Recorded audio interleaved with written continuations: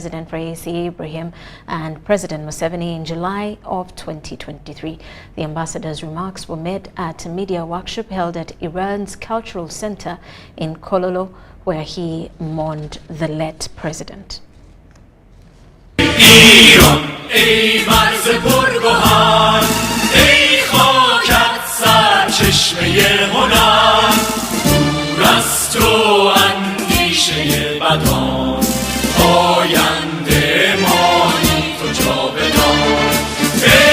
As the world mourns the former Iranian President Ibrahim Raisi, who died in a plane crash together with his foreign minister while returning from Azerbaijan, Iranian ambassador to Uganda, His Excellency Majid Safar, has joined in to condole with the rest of the world over the passing on of the late Raisi. Asked about the discussions held during the latest meeting with President Museveni in July last year, Ambassador Safar said this will continue in the bid to strengthen bilateral relations between the two countries. And regarding the bilateral relation with Uganda, we as Embassy of the Islamic Republic of Iran will follow everything which we have agreed with the Ugandan government before. I have emphasized in this case, and I have assured the President Museveni that we will follow what we have agreed already, and the new government of Iran, which hopefully will be established soon, will follow what we have agreed with the government of Uganda and what was, ordered by President Raisi to do in relation between Iran and Uganda. The latest Vice Muhammad Mokba is the acting president of Iran, as the country awaits to elect the successor to Ibrahim Raisi on 20th June.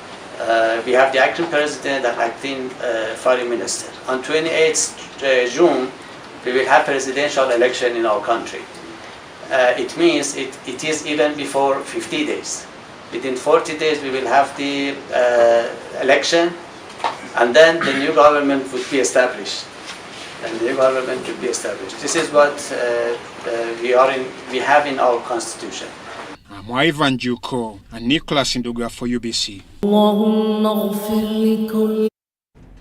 The National Unity Party NUP President Kyagulanyi Ssentamu Robert insists that police has not written to them about anything. Therefore, what they are doing has been done is done legally, and their national tour has officially started today with Kamuli. He said this at their headquarters in Makerere Kavule, Kampala. This morning, members of the National Unity Platform gathered at their headquarters in Makerere Kavule in preparation for a nationwide campaign. According to Party President Robert Kyagulanyi Ssentamu, they are ready with their nationwide tour.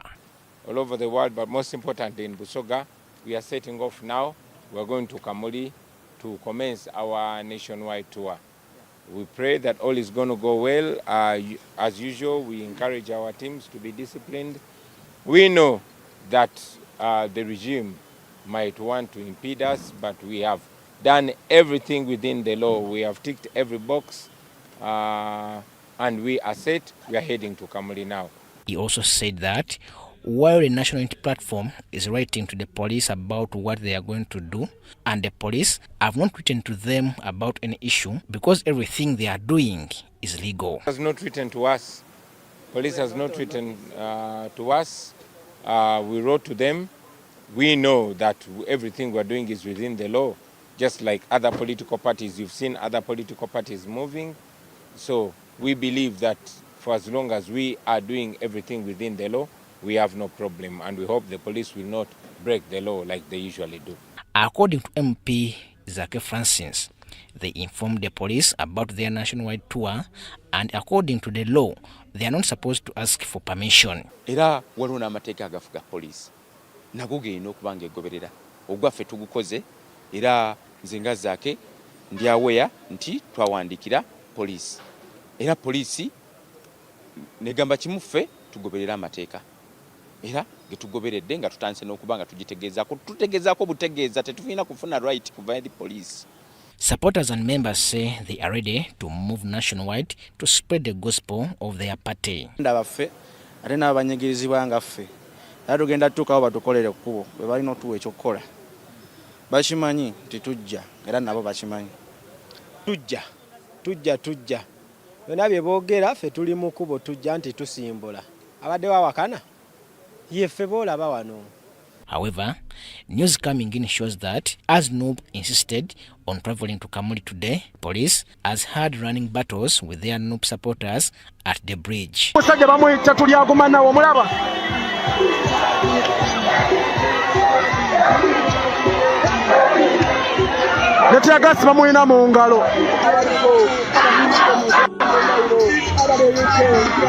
Robert Katamba and Jemu Sekaja, UBC News. Meanwhile, Uganda Broadcasting Corporation UBC is considering a possibility of partnering with willing investors to develop its assets into productive possessions. The corporation's chairperson for technical assets and legal affairs, Ibrahim Makoma, says investment in real estate will go a long way in promoting UBC's self-reliance abilities. This, he said, during a familiarization tour of recently appointed corporation board members at the UBC Mast in Kololo. The tour began from the corporation headquarters in Kampala. From the radio to the television complex, both the old and moderately new equipment was inspected. It was here that UBC staff and managers highlighted challenges that the corporation faces. I can give you an example. We are operating here mainly on one car, and yet they need 20 stories per day. We are operating on one car. How do we get 20 stories with one car? We are operating on about 4-5 cameras. How do we get 20 stories with one or two cameras from the whole of Uganda? So please support our management, lobby for them, such that we can deliver to the international standard and what Ugandans are happy about. The board and management pledged to look into the matters. If you just have a look at the faces, these are Bazuku. So the future is bright. Hang in there, the board is doing whatever it can, and we believe that the team would later extend the familiarization tour to UBC assets in Kampala. The first stop was Naguru Mast, and then later the assets in Kololo. The team was led by Ibrahim Makoma on behalf of board chairperson James Tumasime. The purpose of this tour is to familiarize ourselves with the assets of UBC and Signet, and so that after we've looked at all these assets, then as a new board we would like to see how we are going to plan to revamp UBC. The idea was to assess the value of UBC assets, to turn them into wealth. We shouldn't actually be going out even to beg, because we have, if we converted these assets into viable economic assets that can generate income for UBC, and I think these funds would be used to run all the operations of UBC. Makoma, who is UBC's chairperson for technical assets and legal affairs, says investment in real estate would bring value for money. We could go into partnership with people, investors who want to put up real estate here, or any investor really who wants to invest in this country. So we have the assets, we could contribute to the assets, and if they bring in the money, I think we can partner with them so that we can generate revenue for this organization. The familiarization tour is expected across other UBC properties in the country, including Bugorobi and Nakasongola, among others. Henry Okrut, UBC. Our Major General Richard Oto has today officially assumed office as Mountain Division and Operation Shuja Commander, taking over from Major General Dick Olum. At the handover ceremony at Mohoti Barracks in Port Portal City, the Commander Land Forces, Lieutenant General Muhanga Kayanja, who was the chief guest, emphasized the need to exhibit discipline and hard work amongst the UPDF as they continue the fight against the Allied Democratic Forces in DRC. Farmers in Kasese district have been encouraged to stick to coffee production if they are to realize socio-economic transformation. The words of encouragement were sounded by the former Defense Minister Dr. Crespas Chiyonga during the launch of a new phase of coffee planting. Chiyonga, who is also a farmer, has always been sensitizing the population about coffee production, which he says can lead to end of poverty if people remain determined. Launched another phase. That phase is going to involve the following main elements.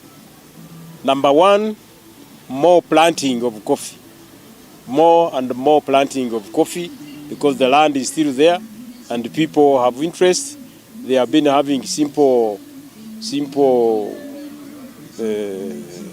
challenges like seedlings, which is Chiyonga, who is also the chairperson NRM for Kasese district, noted that if coffee production increases, the storage facilities and marketing strategies will be realized. We are going to develop using business people, storage, encourage good quality, so that eventually we start selling the coffee directly abroad. Show people, you see coffee here in the stores, this is this quality, this is this screen, give us price on the internet. However, he acknowledged that some coffee farmers were supplied with wrong coffee seedlings, which have affected their coffee yields. And the problem was the over-commercialization of the distribution. They went to just people who are not even farmers, that he has a nursery. You don't know even coffee, that you have a nursery for coffee. The government gives him a contract through UCDA, then he distributes. For him, he's just looking for his money. Those people made huge mistakes.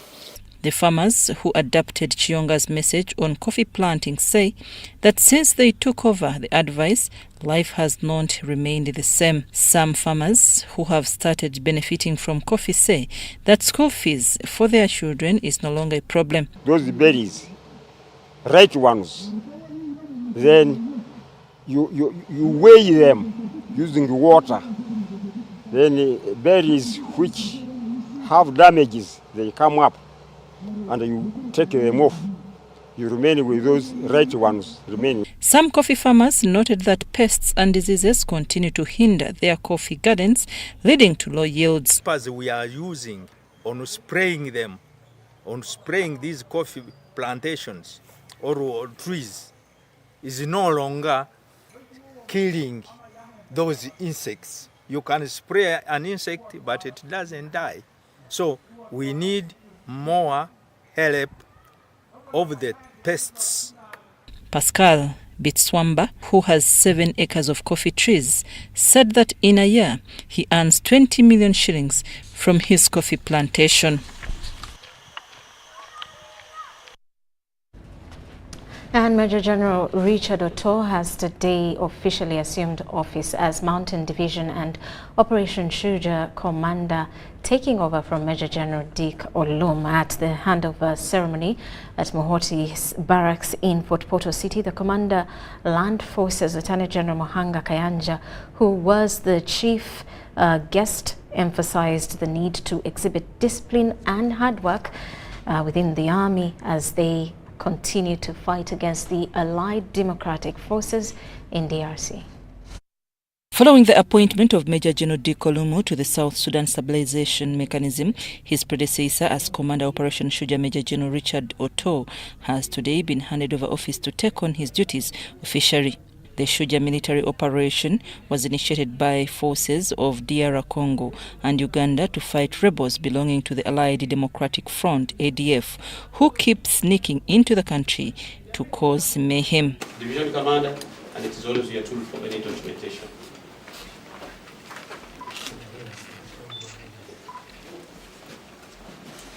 Major General Dikolumu replaced Lieutenant General Kayanja Muhanga as Operation Shuja commander in October 2022.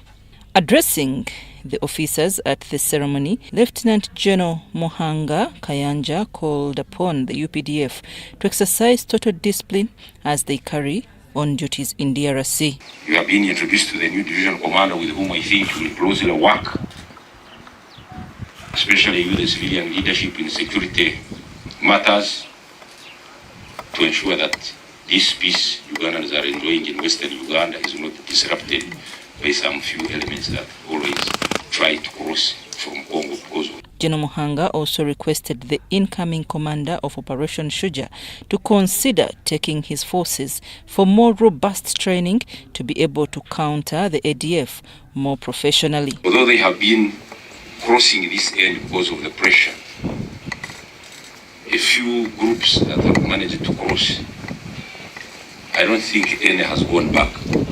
Those who have crossed Uganda and tried to cause some havoc, thinking that we are disorganized here, they find a very organized security system.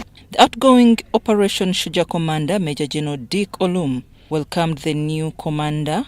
He said the Mount Division is big and it needs a lot of attention. He added that with support from Congolese army and leaders, they have managed to fight against ADF in different parts of Congo. It is already written in black and white and on the global media that once again a tour of duty has come to an end and we must move on.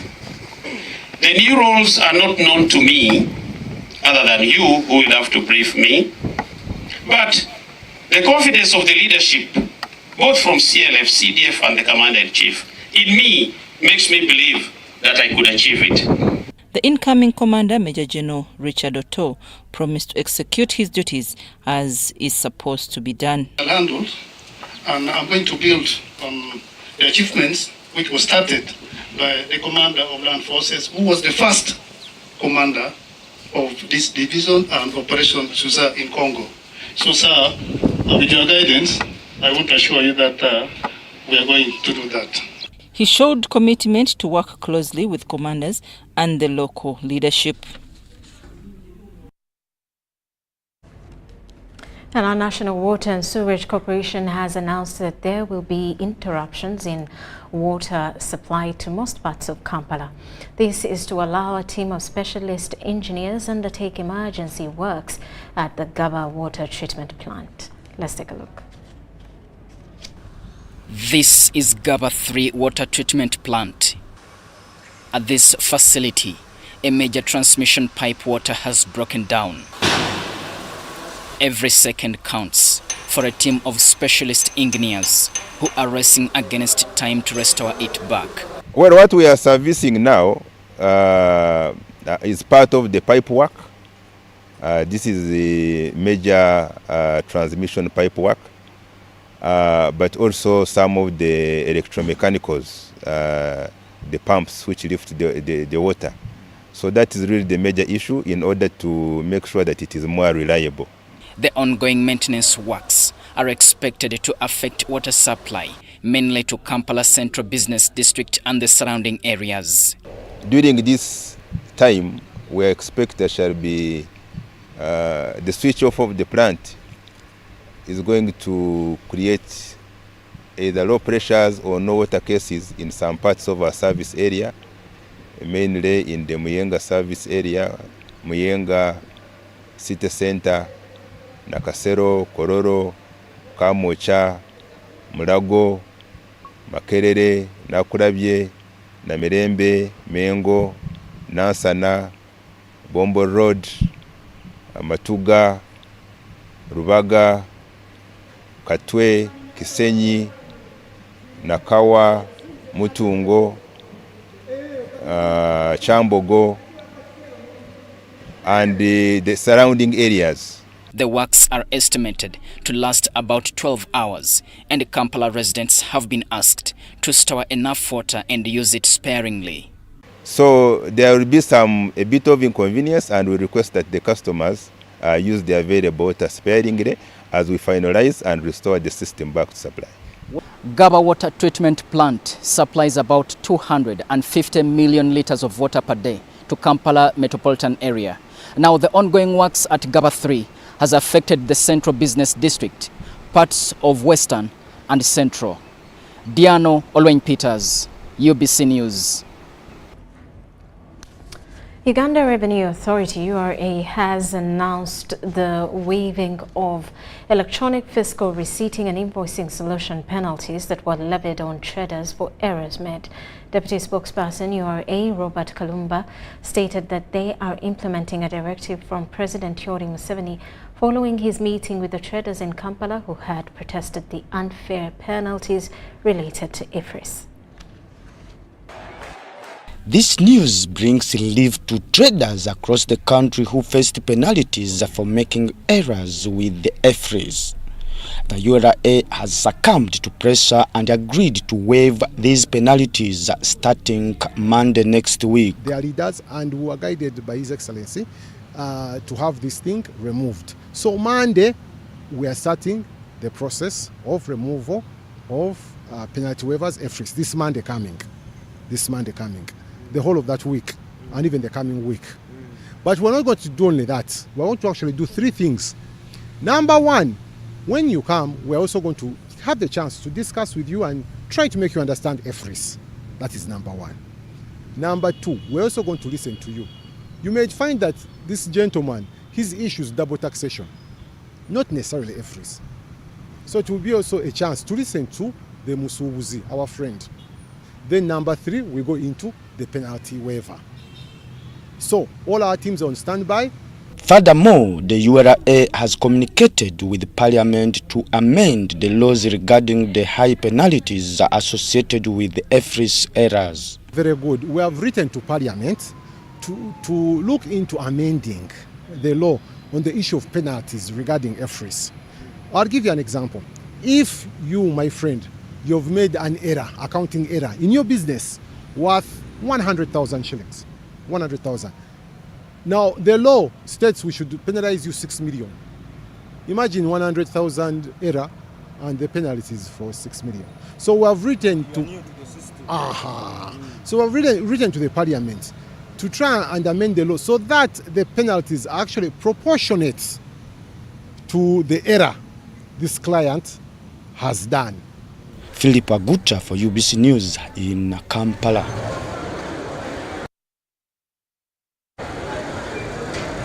And with that, we take a quick break. When we return, more details. This is News Tonight.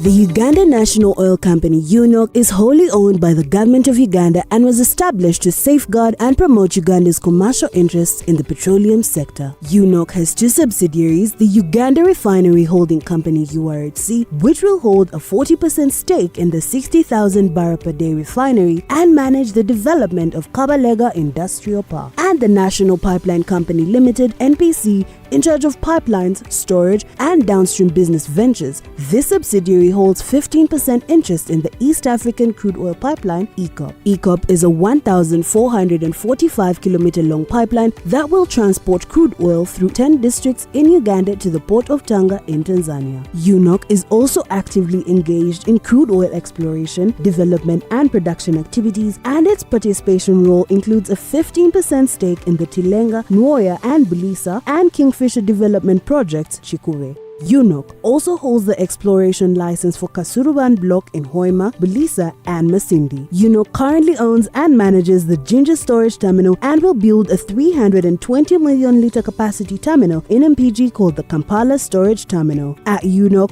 we're harnessing the potential of Uganda's petroleum resources, forging a sustainable future and preserving the natural beauty of Uganda. UNOC, your partner in Uganda's oil and gas industry.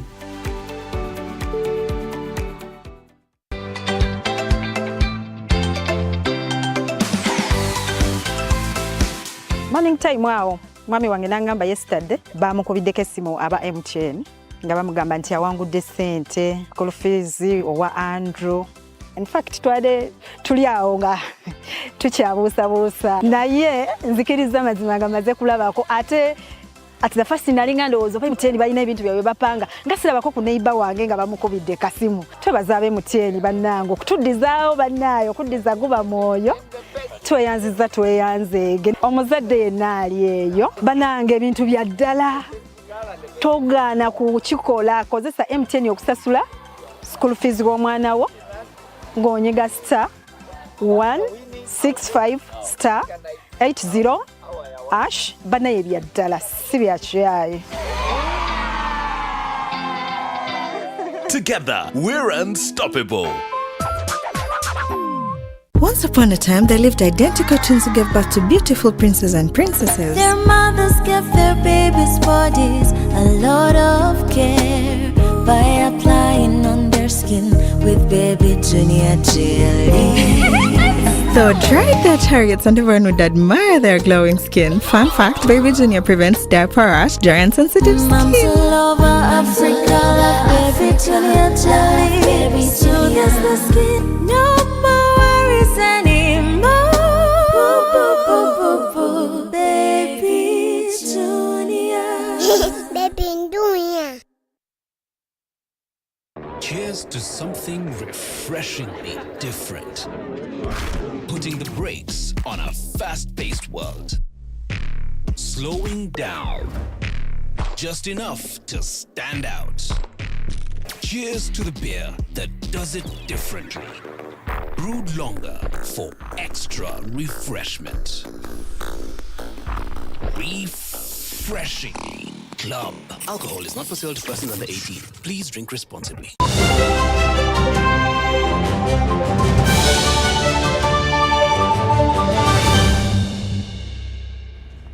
Welcome back. You are still watching News Tonight. In a bid to foster education standards that the Vice Chancellor, Uganda Christian University, Professor Mushenjezi Aaron, has officially received a 4.2 billion shillings state-of-the-art School of Law building at the Kampala campus to specifically cater for the law students.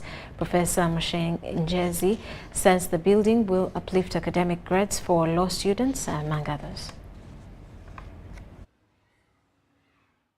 The School of Law building is one of the mega developments of the Uganda Christian University, intended to offer conducive academic atmosphere to law students. So for now, the space can cater for our student population here at Kampala. And as School of Law, we are very happy about this initiative. It is the vision for UCU. It's being realized here. And as we are now, or as things stand, this building is mainly accommodating law students. You don't know what it means sometimes. A lecturer to come dressed in a suit. You see lawyers, the way we present ourselves. But then you come and sit in an environment which does not match with your qualification. Our beloved Vice Chancellor, the entire students' body here, we believe and we shall continue to affirm that to us it's no longer a dream, but it is now the reality. The Vice Chancellor, UCU, Professor Aaron Mushenjezi, says this building is to relieve the university extra costs of renting, which were negatively impacting on the students' performance. So the idea was to have a home for Kampala campus, and we get out of spending money on renting, because when you keep renting, then you cannot develop yourself. So that was what inspired us as management to ensure that we have our own home here and save the money that we were spending on renting to devote it to construction. Professor Mushenjezi also launched the 5-pillar campus transformation initiatives, which look at digitization, greening, refurbishing of old buildings, among others. These are to be carried out in the next 7 years. A digital campus, a green, well looked after and beautiful campus infrastructure, a well motivated team that is well trained, well charged to lead the transformation, beautiful and well looked after roads and walkways, and then and then new buildings that will be constructed, but also existing buildings remodeled, reflect a center of excellence. Mary Namkose, UBC News. Ministry of Education and Sports is concerned about the low learning outcomes across the country. The ministry has convened a 3-day reflection workshop for inspectors in Lira City to forge a way of improving learning outcomes in the country. Over 300 inspectors of schools from Western and Northern region have convened at Dr. Obote College in Lira City to reflect on the low learning outcomes among learners across the country. Identify if there are still gaps, focus, because you must continuously help people. Because first of all, issues of ICT. These are new issues which not all our people are very well conversant with. Nationally, you would look at the accountability, mostly it is almost 90%. Use of instruction, you look at it, you say it is almost 86%. But when you look at the outcomes, it is very, very challenging. That's why we are The here Director also to Education evaluate Standards ourselves. at Ministry of Education and Sports noted that there is a sharp disparity on the outcomes of assessments done by the inspectors. Because if there is no teaching, proper teaching in the classroom and there is no learning, then you do not expect good learning outcomes. So we want to refocus. That's why you heard me saying that we need now to carry out more lesson observations. We need to support, and we also need to compel all head teachers to ensure that every teacher at their level must be supervised teaching, because they are the first inspectors. Is the work being done? Recently, the ministry rolled out an integrated inspection model to improve the school inspection, although results for learning outcomes still remain problematic. We hopefully that after this more hands-on training, they will go and do a better job. So really I'm calling that let us be very honest, because as an inspector, you're supposed to write what you have observed. Lira District Inspector of Schools says the countrywide retooling exercise will enrich inspectors to improve on the quality of learning. So when you look at our results, the learning achievement is still quite low in this country. I think we are standing at around, national, we are standing at around 36% just. That is even below where we are supposed to be. So part of our reflection here is to cross-check that, ask ourselves what exactly is happening. But we don't ask and stop there, we ask and draw strategies so that we fix all these things. The school's performance assessment of 2023 revealed pertinent issues to deal with to improve quality of learning. Eddie Olwa, UBC News. And Uganda National Roads Authority, UNRA, has issued a travel advisory diverting traffic from Masindi Para Road following the closure of Karuma Bridge on the 6th of May. UNRA had announced changes in traffic flow at the bridge crossing after defects were discovered which needed urgent attention. Following the announcement of May 6th by UNRA, lorries, trailers, trucks and buses from Kampala to Gulu and West Nile region were diverted to use Luwero-Kafu-Masindi Road through Makshan Falls National Park to connect to Pakwach or Gulu via Olweyo and vice versa. But owing to the ecologically sensitive environment along the Masindi Para route, traffic has been diverted. According to UNRA, effective Friday 24th May 2024, all drivers of trailers, lorries and trucks will be required to use Kafu-Masindi Road, branch off from the left to use Hoima Abiso Obolisa Para Road to connect to Pakwach or Gulu via Olweyo. Very many vehicles are using the park, and yes, definitely, as the number of vehicles have increased in the park, they have come with a lot of challenges, which we are trying to manage together with our sister forces, the police and the army, to make sure that we have a smooth transit of vehicles across the park. Some of these key challenges include waste management. Most of the vehicles passing the park continue to drop waste, and this already calls for more manpower to remove the waste along the road. Secondly, there are road kills. Some of our animals have already started experiencing that because they have been killed, especially the olibies and the cobs have been already killed by the road, the vehicles transiting the road. The decision is a sigh of relief to some of the tour operators at Markshan Falls National Park. We're facing a couple of challenges. One of them is litter. The people on the buses just seem to throw all their litter down, and so the side of the road is becoming congested with plastic and non-biodegradable products, which the animals like baboons, because it smells nice, they'll eat it and then they'll have medical problems after that. According to UNRWA, the alternative route is fully paved and involves a shorter distance of approximately 20 kilometers of travel through the Markshan Falls National Park. Diano Olweny-Peters, UBC News. Minister for Presidency Millie Babalanda has advised the resident district and city commissioners, their deputies and internal security organizations in West Nile to be keen on the security situation within the Serb region. According to the minister, there is a reported infiltration of guns into the Serb region due to porous borders with Democratic Republic of Congo and South Sudan. She implored RDCs to also promote environmental protection by encouraging communities to desist from wetland encroachment. It is reported that some of you are not keen when it comes to the security situation in the Serb region. The minister, who was represented by Honorable Amelia Chambade, the senior presidential advisor industry, made the remarks in Arua while opening a 3-day capacity building training for RDCs, RCCs, their deputies and DISOs of West Nile. There is reported infiltration of small guns into the region from southern Sudan and eastern DR Congo, where the ADF is still a big problem.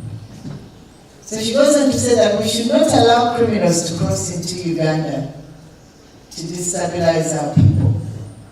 These must be fought with both hands. Commissioners and DISOs were also urged to have strategic intelligence, especially through coordination with immigration officials and local council chairpersons at grassroots levels. Minister Babalanda equally expressed concern about inter-tribal conflicts that she said had potential to escalate into a bigger conflict. The second issue she has highlighted is the matter of tribal conflicts in West Nile.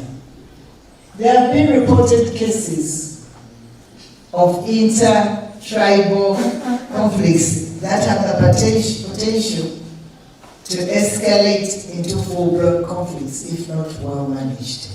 You are called upon to mobilize your communities to live in harmony and to report early signs of conflicts within the tribal communities.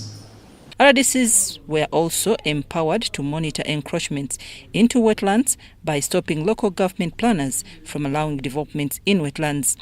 You need to engage with the district and urban authorities to stop illegally approving plans in the wetlands. The issue of degradation and encroachment in forest reserves has come up again in Arua, in your region. Make sure you control it and you work with the National Forest Authority. During the capacity building, the recently appointed assistant RDCs and RCCs by President Yoweri Museveni have been reminded of their responsibilities of mobilization and promotion of patriotism among Ugandans. The Undersecretary, Office of the President, Mr. Emmanuel Walani, who represented the Secretary, Office of the President, Hajunus Kakande, told RDCs to play their roles as public servants who were mandated to ensure better service delivery to Ugandans. Now, like for us in our case, if you look back on your home district or the district of duty, what do the people do? How are they doing it? Can they do it better? So that should be the question I am leaving to you. I'm Nafka Farida and Joseph Odama. And the Batwa community living in the areas near Windy Impenetrable Forest and the National Park, Kanungo District, have decried continued marginalization and lack of land rights. In a meeting convened by Kanungo District officials, which was attended by non-governmental organizations, the Batwa demanded for full entitlement. The Batwa live in southwestern Uganda in the districts of Kanungu, Kabale, Rubanda, Kasese, Bundibujo, among others. Near Bwindi impenetrable forest, the Batwa, originally forest dwellers, are estimated to have a population of about 6,200 according to the 2014 National Population and Housing Census. Over the time, the Batwa have complained over continued eviction from their native land, mainly by the conservation departments and the Bachiga.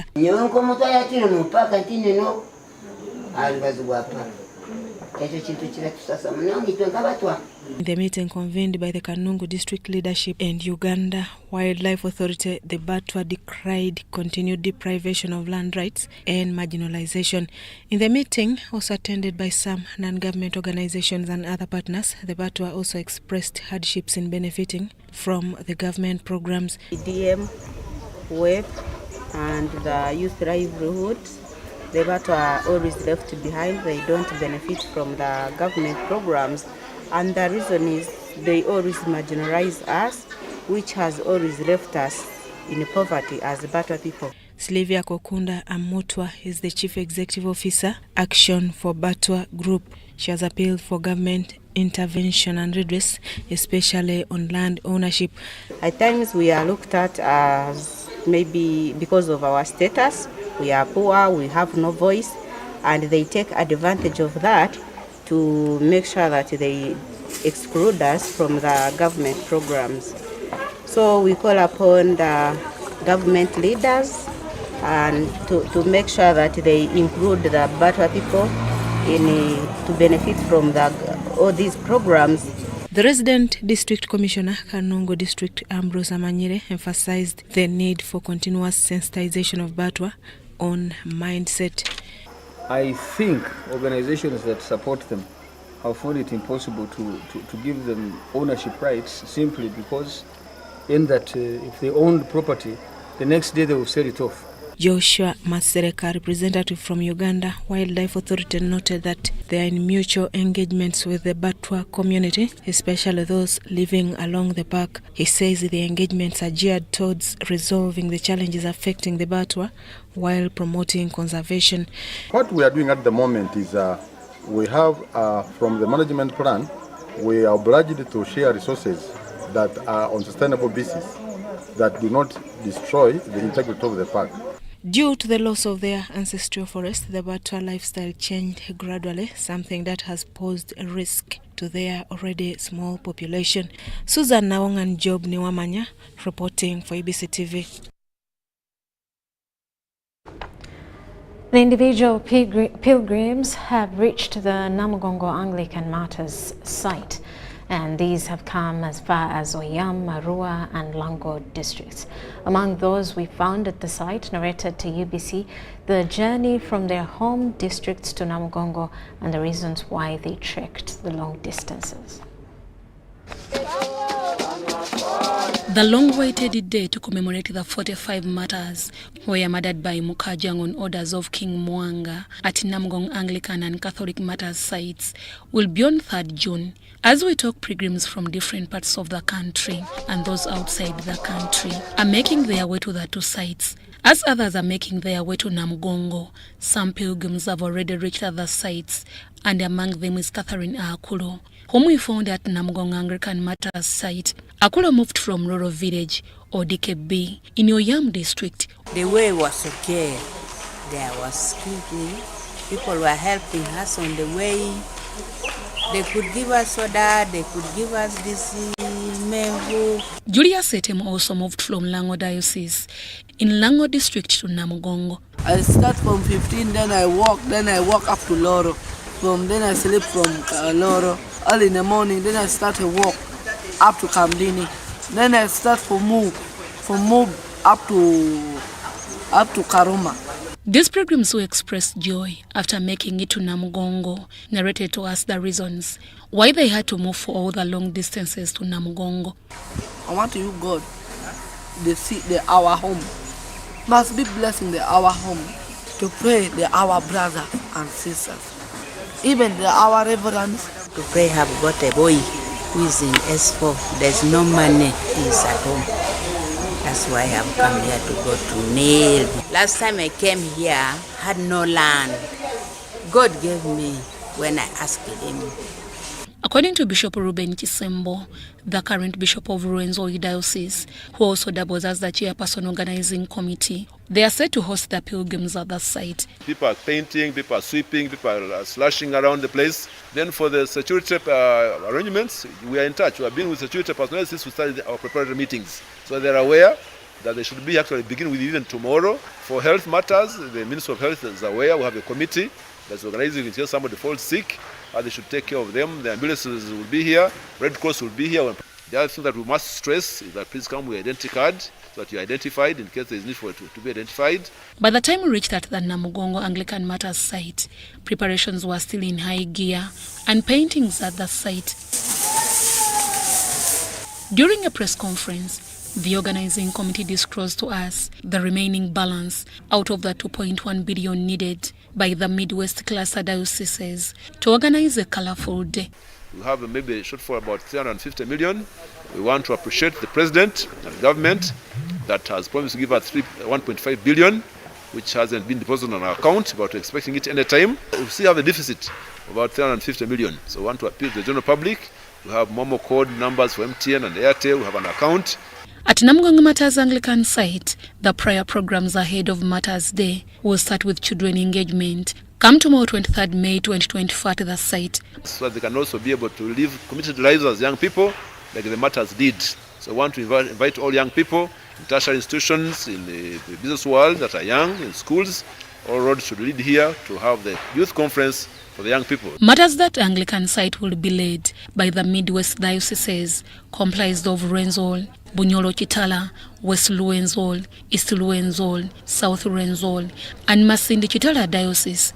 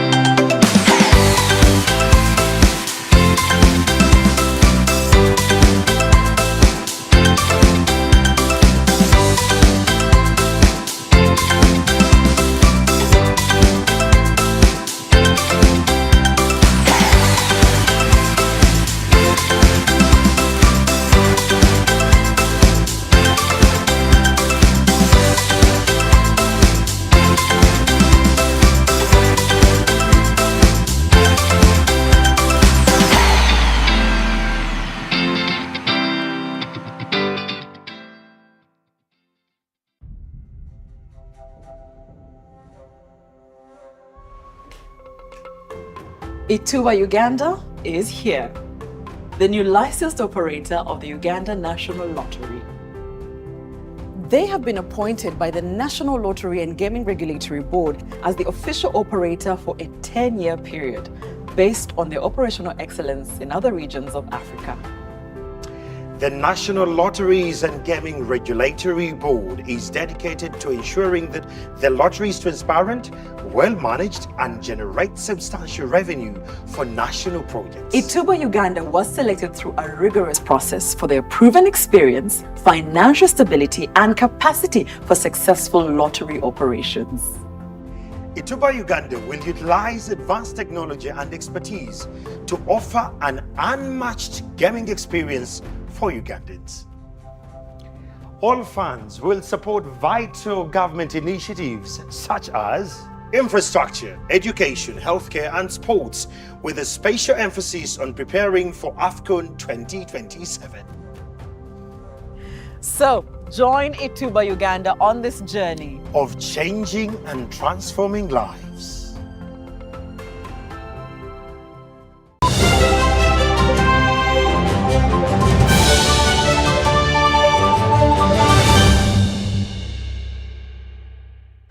Welcome back. You are still watching News Tonight. In business news, government is committed to establishing a robust and well-funded uranium exploration program to accelerate the discovery and development of uranium resources.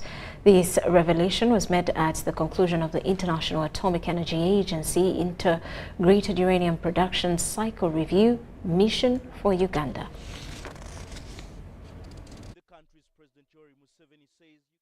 Government is establishing a regulatory infrastructure necessary for developing the nuclear sector and ensuring a sustainable energy future. The Ministry already has an active nuclear power development program.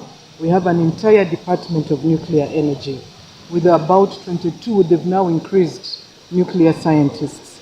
However, we now need a critical mass that can then run and operate these facilities. So that's why the Center for Nuclear Science and Technology is being set up. The other aspect that the mission has highlighted is financing. Financing of this infrastructure, financing of the uranium exploration program, but also financing of the nuclear energy facilities. So we will continue to think through this with the Ministry of Finance. International Atomic Energy Agency experts recommend the Ugandan side to aim at enhancing the uranium exploration program and discovery of uranium deposits in Uganda. Conclusion is that there are still some steps that need to be taken in order for the country to be able to discover a deposit and to develop resources, and that was the purpose of the mission here, was basically for the agency and the experts to provide recommendations and suggestions on how the government can best support these activities. In an effort to speed up the uranium exploration, Government of Uganda will finalize the amendment of the Atomic Energy Act 2008 and prepare the attendant regulation of a successful uranium production. As we speak, the first Parliamentary Council has already submitted the draft bill, so we are going to go through the process of submission to Cabinet and subsequently to Parliament. So in this Act, one of our focus areas will be to strengthen the Atomic Energy Council, who are the regulator, in several ways. Apart from their capacity and competencies, which they continue to develop, there is infrastructure that we continue to support them to put in place. There is a station. There has been a call for innovative financing, such as climate financing and bilateral financing in the Uranium Exploration Initiative. Marion Awori and Juman Samba for UBC. The Microfinance Support Center and Mukono Diocese Church of Uganda have partnered for economic empowerment through a piggery demonstration project. Minister of State for Cooperatives Frederick Ngobi Gume launched the project at Kalanje Mukono with over 300 piglets benefiting over 4,000 individuals across Greater Mukono. In a collaborative effort towards economic empowerment and sustainable development in the districts of Kayunga, Mukono, Buyikwe and Bovuma, the Microfinance Support Center and Mukono Diocese Church of Uganda have joined forces to introduce a groundbreaking piggery demonstration project. This initiative, in line with their 2021-2025 strategic plan, aims to uplift local communities through modern farming techniques and business opportunities. It was launched by the Minister of State for Cooperatives, Frederick Ngobi Gume, at Nakanyonyi Breeding Center. Where now we are targeting the religious leaders, not only to preach the word of God alone, but also to preach development. So development should be practical. We have been seeing here, you can see here, the plantations, you have seen the pigs, and the various groups are going to benefit. It is also very interesting that the religious leaders, now the diocese, is going to organize people into groups, that they rear their pigs together and be able to work together. They are also going to have an abattoir here, add value. The partnership targets over 6,000 households within the diocese, focusing on enhancing their piggery production skills, facilitating access to quality pig breeds, and ensuring a reliable market. And to know that it is a seed whereby they rear them or they keep them with the knowledge of multiplication, make them more, so that they may also give to the others. We thank God for the government through Micro Support Center for this initiative, which we think is going to help our people to overcome poverty. Extensive training in commercial piggery farming, group formation, financial literacy and record keeping has benefited 4,540 individuals across Greater Mukono. The Microfinance Support Center commitment to sustainable farming practices and economic growth is evident through their collaboration with local communities and faith-based organizations. The board chairperson of Directors of Microfinance Support Center directed the center to support the dioceses. By direct Microfinance Support Center management to work very closely with the bishop, not only on this project, but in your development plans. Attention,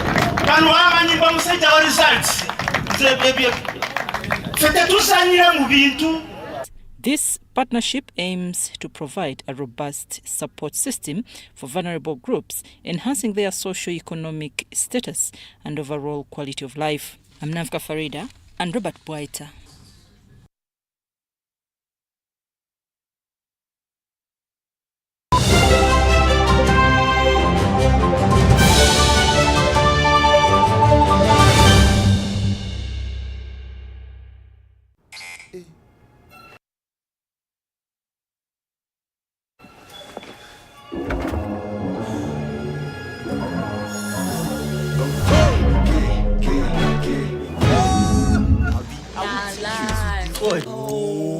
Oh, yeah, lighten up, stay fresh. You wanna come preach and be my get lighting, lighting. I did make a lighten up.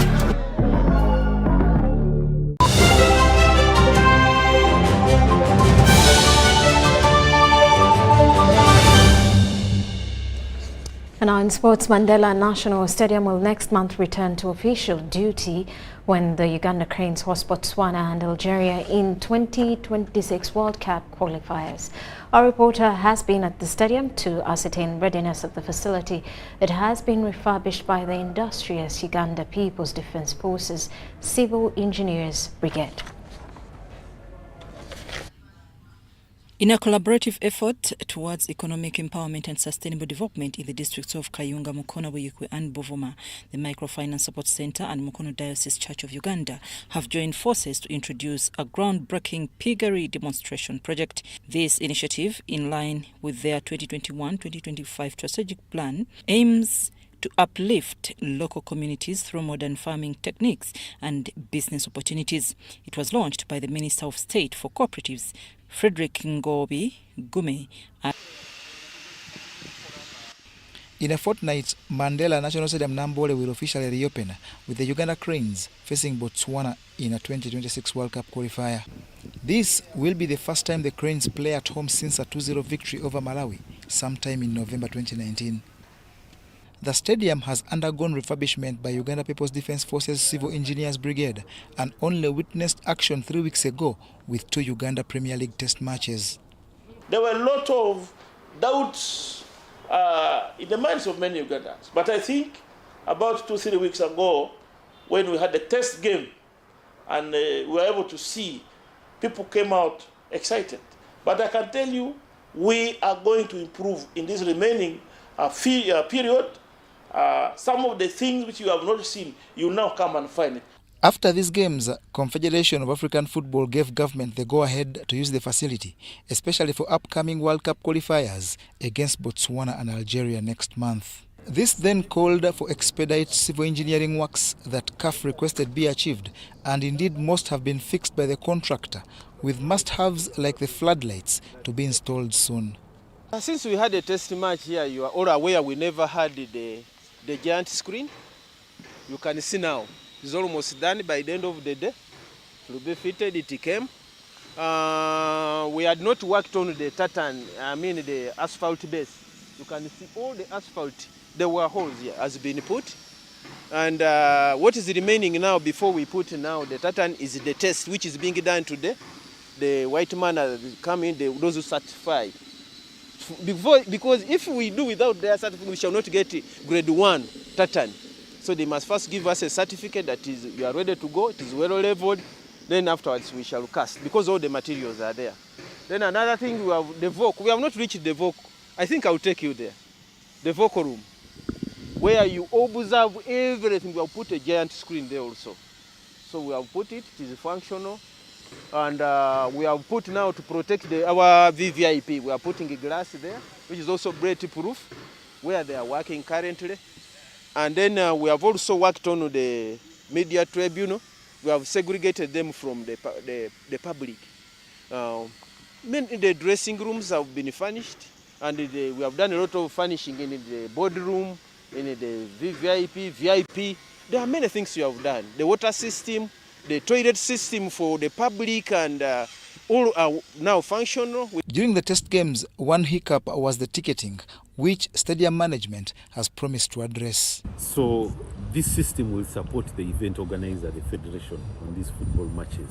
So we are going to work with the federation on ticketing and accreditation using our system. Mandela National Stadium is earmarked for the 2027 Africa Cup of Nations and will undergo 3 phases by the time Africa gathers in East Africa for football.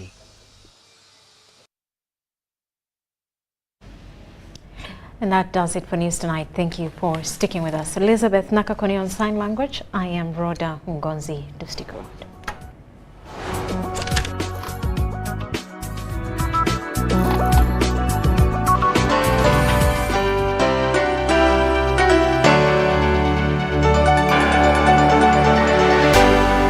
UBC, inspiring Uganda.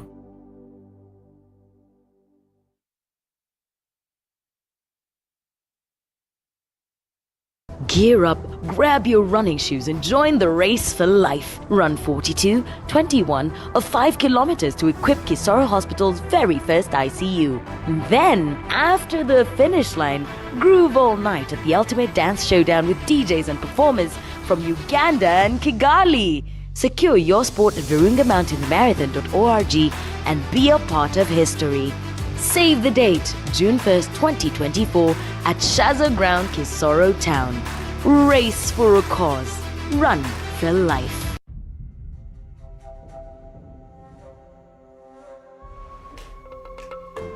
Ituba Uganda is here. The new licensed operator of the Uganda National Lottery. They have been appointed by the National Lottery and Gaming Regulatory Board as the official operator for a 10-year period, based on their operational excellence in other regions of Africa. The National Lotteries and Gaming Regulatory Board is dedicated to ensuring that the lottery is transparent, well-managed and generates substantial revenue for national projects. Ituba Uganda was selected through a rigorous process for their proven experience, financial stability and capacity for successful lottery operations.